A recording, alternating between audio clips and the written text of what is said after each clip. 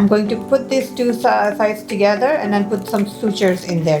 There will be about 4 to 5 sutures or maybe less. Okay, and then you come back in 1 week to have those stitches out. Okay.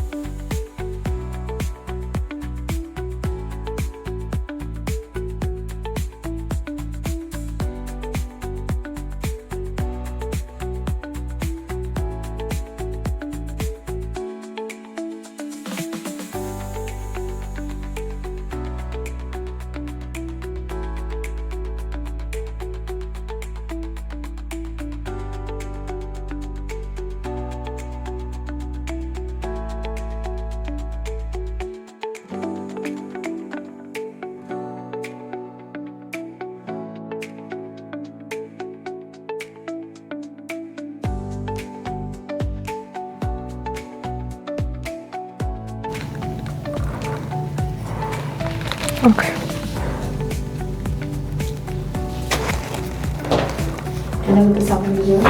Not yet. I'm just going to show it. You were seeing, it's like almost like a clogged up hair follicle.